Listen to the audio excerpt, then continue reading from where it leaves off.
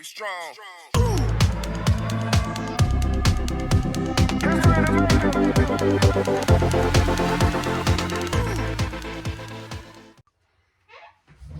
No more crazy talk like that.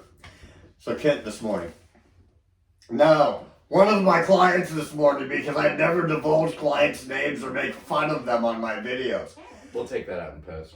Yeah, so Kent this morning, I decided I'm going to reward him and put some really heavy weights in his hands and stuff for a change, because I've been working him pretty hard with getting his fatness gone. You rewarded him with heavier weight? Rewarded him with he earned the right. That's right, I said it. He earned the right to lift heavy weights. Okay. Because his form was finally good. He finally was getting his breathing in order. Everything's good. We're talking about a rookie now. We're talking about 4 months. Yeah. 4 months under my tutelage, but it's just been excruciatingly painful. A test of my patience and endurance. No, he's put up with me actually, and me not. I've explained to him what we're doing all along the way, and that's really important. So I showed him today with the heavier weights. He has a tendency when he lifts and he's doing a bench press, he's got the dumbbells and he lays down on the bench and he sits there with the dumbbells pinned to his chest like this for 5-6 seconds, and then he works up the energy and pushes them up for the first time. And as a kid, do you realize that muscle is under tension? That's time under tension on that muscle the whole time you're doing that. Okay, you're holding that thing like that. Your triceps are having to flex. Your chest's having to flex. Your shoulders are having to do some work to keep the thing from falling back down. And I showed him something that's just so easy, where you put the dumbbells, and I had showed him this before. You put your dumbbells on your knees, you kick back onto that bench, and as those weights hit here, you use, what's your favorite word? Elasticity. Elasticity is Not what you want to use. Not momentum. The momentum will give you the elasticity, and you drive that thing, and then you hold them up there. That's where you get ready for your first set. Put it under tension when it's flexed, okay? Or just go right into your set if you don't need to regroup and regrip. I like to smash them up there, hang on to them for a second, gather my thoughts, and then do my lift. I don't know how some of the other viewers, matter of fact, if you want to comment to me, I'd love to know when you're doing your bench, if you're doing dumbbells. Do you like just springing those things out? Do you like holding them down here, up there? What do you do? What do you do? Everybody's different. I just don't feel like you should waste energy that you could use, especially when I'm throwing 40 extra pounds at you than you're used to. It'll limit the weight you can do, because that sticking point with no elasticity, it's going to be a lot worse the heavier those weights get. Yeah, there is a chemical, and I will look it up if anybody requests it. But I have this. The book is called ProBod X. It's a fantastic book about the way the body functions and can do things that you don't think it should be able to do. But there is a tiny, ever so tiny, chemical reaction in the muscle that the second you hit that down and go to hit the up, there's like a little of energy that hits, just a little extra that hits you right there. And that's Creatophosphate. That's why I got a nursing student that's ready to graduate sitting right here. Okay, because I know what it is, I just don't know what it's called. And that's through all of this, because most of the stuff I learned on this was 35 years ago. You know, there's a lot of shit gone in this year and out this year to make room for the new shit. And that's actually where they kind of got the original principle for doing creatine as a supplement, was to kind of keep those stores topped off so that when you're doing weightlifting, you exhaust that, you rest, it kind of redoes. You'd think, oh, it'll give you a ton of extra power, but it really doesn't. It gives you basically more thorough put throughout the workout. So your workload's higher, but you're not necessarily, adding 30 pounds at any given lift. But that bigger workload is going to break you down further, more work, more growth, et cetera, et cetera. Et cetera, et cetera. But you got to drink enough water if you take creatine. Water. If your kidneys hurt, there's not enough water.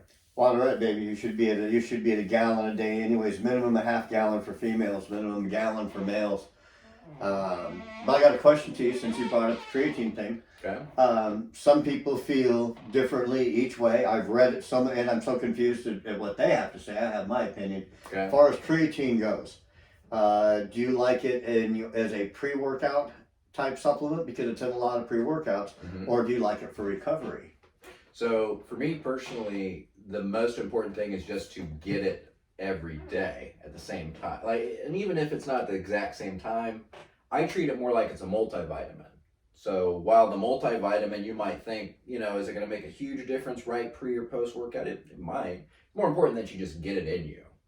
Same thing with the creatine. You heard him say it. It's just important that you get it in you. So make sure you get it in you at least once a day. 5 grams a day. Oh, we're talking about creatine. Yes. Gotcha. Yeah. Okay. Hey, well, that's what are we gonna do today? You sent me a long list. I mean, I want to do arms and shoulders because that's my weak point. You had quads on there, which sounds honestly terrible, but we'll probably end up doing most of it. Oh, we got the fat grips too. We got the fat grips. Hey, guess what? There's going to probably be a product review, depending on which order you watch these videos, on fat grips. I'm hearing an opportunity right here to do a little product review for you guys. As a matter of fact, I had a gentleman through the HWMF challenge that had asked me. He is from Britain, I believe, as I recall. And he had asked me about those fat grips for improving your strength with curls and different things. So we're going to do a little product review on those. That'll be out. And unlike some other people that I've seen that have these type of formats on their YouTube, this is the first one that Chris and I are doing. I'm going to try to do them with some of my clients too to give you guys some insight. But I don't have an hour and 45 minutes a day to sit across the table and talk to somebody. So Chris and I are going to get up. We're going to go get our workout together. I guess we'll figure it out on the way downstairs. See you. Oh, hey, you know what? I forgot this on the last video. I will see you, but remember, there is no such thing as staying the same. You're either striving to make yourself better Or allowing yourself to or you're allowing yourself to get worse. Choice is yours. We'll see you. Take care. Love you. Okay, again, we have some new subscribers to the channel. This isn't how we normally do things. But I do want to recap. A lot of you already know this. In the jar here, this is not a urine sample. This is that he knows of. 2 tablespoons or 1 Russian-sized shot glass full of apple cider vinegar, 1/3 of a teaspoon of pink Himalayan sea salt. What that does is it tends to, in me anyways, block the lactic acid buildup in the muscles while I'm training, which is that burning feeling. And the Himalayan sea salt, I found out, is helping with hydration. It helps the muscles hold water, the body retain the water. You don't sweat it out as much. So you get a little bit better pump out of the deal, a little more strength. So that's what's in mine. Chris has got blue stuff. I'm going to add the blue stuff. You're not putting that in the apple cider, right? I have before, and what it does is make this stuff taste like Kool-Aid in about 1 inch of water. You know, about that much water in your glass and a whole can full of Kool-Aid. Makes it very strong. But I have always been a fan of dry scooping. And I've seen it's 50-50 as far as YouTube people go on whether you should do it or not. But nobody's really proven a good reason why not to, so I'm going to continue to do it. I just think it sucks to do it. Mm-hmm. But it's the best time to ask him questions. Mm-hmm.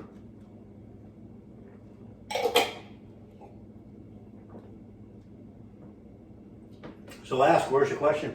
No, I got anything right now. Oh, What are we doing? Did you decide yet? Yeah.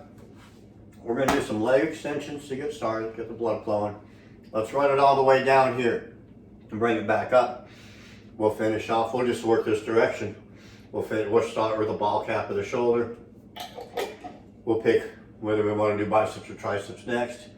We'll finish it off with brachii always. Always. Matter of fact, we might use that new little toy you brought.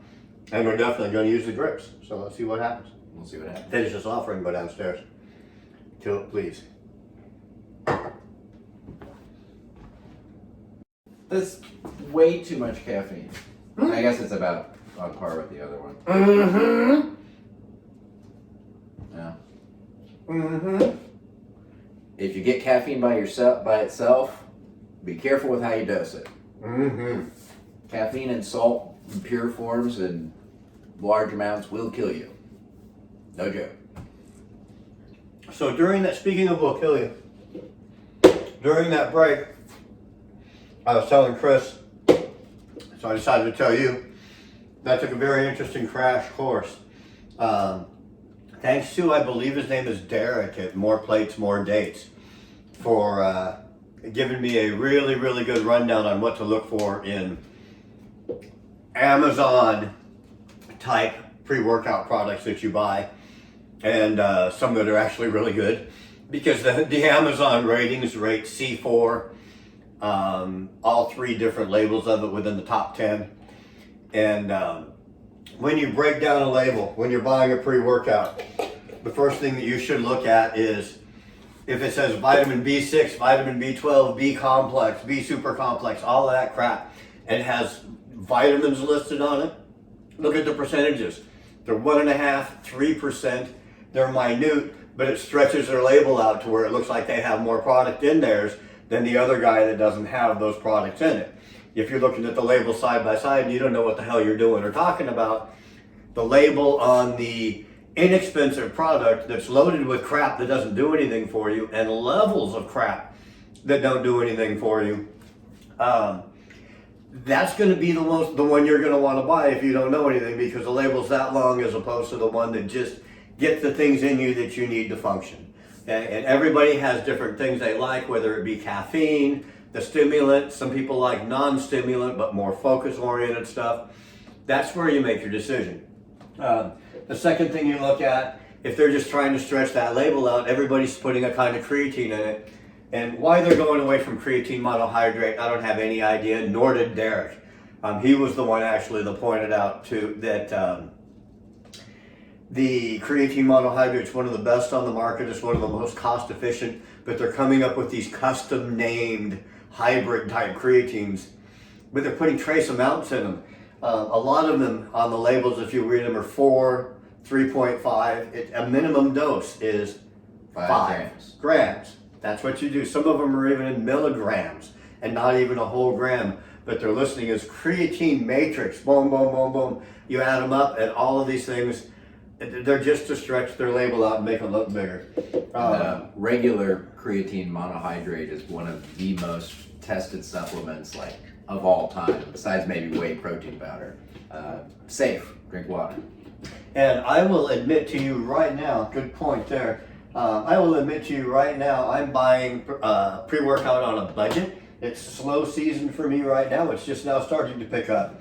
So I buy what I can get a really good deal on. I like the product. They've changed their label recently to now they have 1 serving size or 2 scoops. So actually they figured that this is safe for people to take 2 servings of before they go out and train if they want the maximum benefits from it. And at that, this is still a good value. Okay, so I'm going to ask Chris, because he's got young eyes, to read this for me. Chris, how much creatine is in this one? 3 grams and 2 scoops. Only 3 grams and 2 scoops? Mm-hmm. So see, that's a bad thing. That's something that I was really hoping he would say 6 or 7 grams. I personally just buy most creatine's going to be about the same as far as what you're going to get out of it. And that's my point exactly. So why put it on the label and why put it in there? Why bother? Because it looks good. Because people that don't know you need 5 grams of creatine as a serving are going to say, oh, well, this one, they both got creatine in it. And some of them won't do the math between the 1 serving and 2 servings. So on that, it rated bad. The vitamins, they didn't put those in, so that is a good thing. Again, with 2 servings, this is what we say, 350 milligrams of caffeine? 380. 380 milligrams of caffeine. That's On 3.5. On the higher end. 3.5, 4 cups of coffee, approximately. 4 to 5. Okay, and that's not all that. I can take that. I can handle that. I'm only 60. I'm now 59. I'm not even 60 yet. So that's what we're going to go down there and try to work out on. I will say this. Thank you, Michael, for naming it this. I've got to throw you under the bus here, but well, no last names mentioned, so you'll know who you are when you see this. The Axe and Sledge supplement, the 7th Gear product that I was on, same basic milligram caffeine wise and everything. One of the best pre-workouts I've ever tried, but Michael named it a Gucci pre-workout. Those are Gucci supplements he's got to go rebuy when he buys the Axe and Sledge. They are on the pricey side, and this is on the inexpensive side, and I would say you get what you pay for. You get what you pay for. If you want that pre-workout to be that damn good, go buy Seth's product. It's great. That's the Axe and Sledge. I prefer to just get something in me, get me going a little bit. Give me a little extra out there. So I'm good. Take care, guys. Be strong. Be